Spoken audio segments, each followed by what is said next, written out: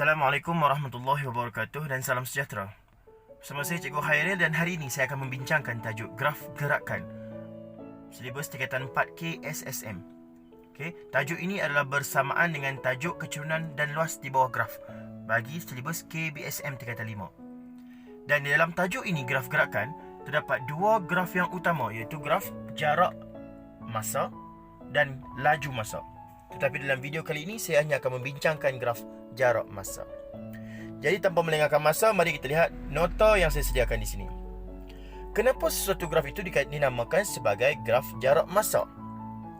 Ini kerana paksi menegak pada graf tersebut ialah paksi jarak, dan unitnya yang selalu digunakan ialah kilometer, meter, sentimeter dan sebagainya. Manakala paksi mengufuknya pula ialah paksi masa dalam unit yang selalunya dalam minit, saat, jam dan sebagainya. Mari kita lihat contoh. Katakanlah pada paksi jarak itu ada nilai 0, nilai 20, nilai 50. Manakala pada paksi masa ada 15 minit, 30 minit, 40 minit dan 60 minit. Garisan biru ini bermula daripada titik 00 ke koordinat 1520. Kita dapat lihat maksud garis biru ini ialah seolah-olah suatu objek bergerak daripada titik 0 ke jarak 20 km daripadanya dalam tempoh 15 minit. Kecurunan positif ini membawa maksud sesuatu objek sedang bergerak dengan suatu laju tertentu. Dan saya guna perkataan objek di situ membawa maksud ianya boleh jadi kenderaan seperti kereta, motor, basikal ataupun berjalan kaki ataupun zarah. Kecurunan positif membawa maksud objek tersebut sedang bergerak dengan suatu laju tertentu. Garisan merah ini pula, kalau kita dapat lihat, ianya lebih tinggi kecurunannya ataupun lebih curam berbanding garisan biru. Itu bermaksud kecurunan yang lebih curam membawa maksud kelajuan objek tersebut sedang meningkat. Kita dapat lihat pada garis biru tadi, objek tersebut bergerak sejauh 20 km, iaitu daripada 0 km ke 20 km dalam masa 15 minit. Kemudian pada garisan merah, objek yang sama telah bergerak lebih jauh, iaitu daripada 20 hingga 50 km, iaitu 30 km hanya dalam masa 15 minit juga. Jadi dekat sini kita dapat lihat peringkat awal, objek itu memerlukan 15 minit untuk bergerak sejauh 20 km, dan sekarang ia menambah lagi 15 minit tetapi mampu bergerak sejauh 30 km. Kemudian objek tersebut bergerak secara mendatar. Apa maksud garisan mendatar ini yang berwarna hijau? Garis mendatar membawa maksud objek itu sedang berhenti ataupun sedang berehat, ataupun dalam arti kata lain, tidak bergerak. Dan bahagian terakhir graf jarak masa ini berlaku apabila graf garisan kuning itu dengan kecurunan negatif. Kecurunan negatif membawa maksud objek tersebut sedang berpatah balik ke titik asalnya. Seolah-olah objek itu bermula daripada 0 ke jarak 20 km ke jarak 50, kemudian berehat di kedudukan 50 km dan kemudian patah balik ke titik 0, titik permulaannya. Itu sedikit sebanyak gambaran graf jarak masa. Jadi contoh yang pertama, jadual menunjukkan jarak dan masa perjalanan Encik Johari balik ke kampungnya untuk menyambut Hari Raya Aidilfitri. Soalan A, lukis graf jarak masa. Soalan ini minta kita gunakan jadual yang diberi di sebelah kiri ini untuk kita plot graf di dalam grid yang telah disediakan di sebelah kanan. So kalau kita dapat lihat, pada masa kosong jaraknya juga kosong. Jadi di mana kedudukannya? Kedudukannya di titik 00. Jadi kita plot dekat situ, kita dapat satu titik yang pertama. Pada jam yang pertama, jaraknya telah mencapai 60 km daripada titik awal tadi. Jadi kita baca 1 jam dan jaraknya 60. Di situlah titiknya. Dan kita jangan lupa kita plot untuk semua item lain dalam jadual yang diberikan. Apabila kita plot dengan semuanya betul, kita dah dapat satu markah. Dan kita sambungkan setiap plot yang kita dapat dengan satu garisan lurus menggunakan pembaris, kita dapat lagi markah yang kedua. 2 markah keseluruhannya. Soalan B1 berdasarkan jadual berdasarkan graf yang telah kita bina pada A. Pada B1, nyatakan tempoh masa dalam minit Encik Johari berhenti. Ingat perkataan berhenti membawa maksud kawasan yang mendatar dalam graf yang kita lukis tu. So, ini kawasan mendatar. Itulah kawasan di mana Encik Johari berhenti. Soalannya, berapa tempoh masa, berapa lamanya Encik Johari berhenti di situ? Kita dapat lihat Encik Johari berhenti dari masa jam kedua hingga jam ketiga. Jam kedua hingga jam ketiga. Jadi tempoh masa berhenti ialah 3/2 jam, iaitu nilainya 1 jam. Namun hati-hati, kamu belum mendapat sebarang markah kerana soalan ini meminta untuk kamu berikan tempoh masa dalam minit. Dan jawapan yang sedia ada sekarang ialah dalam jam.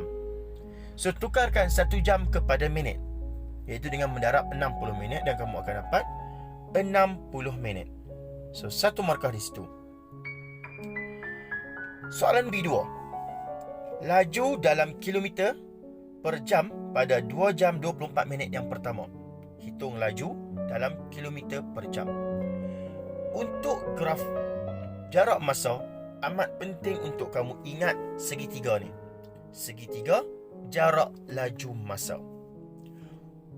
J terletak di atas, manakala kaki segitiga, 2 kaki segitiga ini ialah laju dan masa. Soalan ini meminta kita untuk mencari laju. Untuk mencari L, apa yang perlu kita tahu ialah jarak akan dibahagikan dengan masa. Pada 2 jam 24 minit yang pertama, Encik Johari berada pada kedudukan berehat tu, iaitu sebelum 2 jam setengah. Itu keadaannya. Pada kedudukan ini, jarak Encik Johari sekarang ialah pada jarak 120 km. Belum tamat lagi. Dia baru pada kedudukan 120 km. Manakala masanya ialah 2 jam 24 minit. Tetapi soalan ini meminta laju dalam kilometer per jam. Bermaksud 2 jam 24 minit perlu ditukar kepada jam sahaja. Okey, di sini saya ingin tunjukkan bagaimana kita ingin menukar jam dan minit menggunakan kalkulator kepada unit jam sahaja. Caranya kita tekan 2. Jam adalah simbol di sini. Bulat, koma ni. Itulah simbol jam. Okey, dia akan keluar simbol bulat di kalkulator kita. 24 minit kita tekan 2. Kita tekan 4. Dan simbol minit adalah sama dengan simbol jam tadi. So, tekan lagi sekali simbol bulat, koma tu. Dan tekan sama dengan. Dan akan terpapar di skrin kalkulator kita 2 bulat, 24 bulat, kosong. Itu membawa maksud 2 jam, 24 minit, 0 saat. Dan untuk menukar kepada jam sahaja, kita tekan lagi sekali 0, tu. Dan kalkulator akan memberi jawapan 2.4 jam. So, 2 jam 24 minit bersamaan dengan 2.4 jam. Dan untuk mencari laju, jarak bahagi masa. So, 120 bahagi 2.4.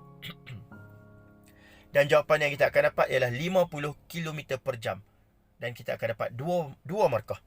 1 markah pada pembahagian 120 bahagi 2.4 dan 1 markah kepada jawapan 50. Soalan B3, soalan terakhir untuk contoh yang pertama ini. Purata laju keseluruhan perjalanan. Keseluruhan perjalanan membawa maksud sehingga tamat perjalanan. Dan sekali lagi, kita gunakan segitiga ini, jarak laju masa. Sehingga tamat perjalanan, jarak yang telah dihadapi ataupun dilalui oleh Encik Johari ialah sejauh 240 km. Manakala masa terakhirnya ialah pada 5 jam. Jadi untuk mencari laju ataupun purata laju sama dengan jarak bahagi masa, iaitu 240 bahagi 5, 1 markah. Dan jawapan akhirnya 48, 1 markah. Contoh yang kedua. Okey, lebih mudah, graf telah diberi. Raja menunjukkan graf jarak masa bagi perjalanan sebuah kereta dari pukul 8 pagi hingga 10.30 pagi. Macam mana kita tahu ini graf jarak masa? Paksi menegaknya jarak, paksi melintangnya waktu, iaitu mewakili masa.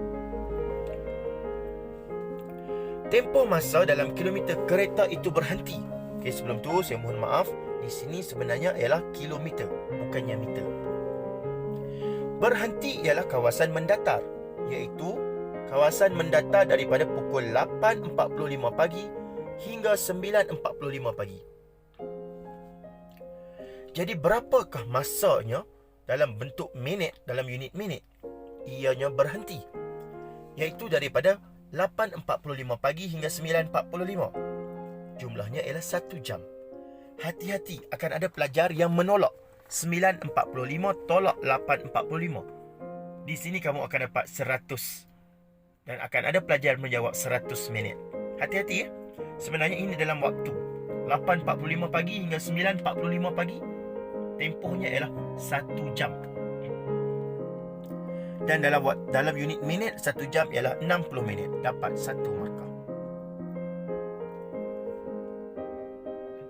Untuk mencari laju dalam 45 minit yang pertama.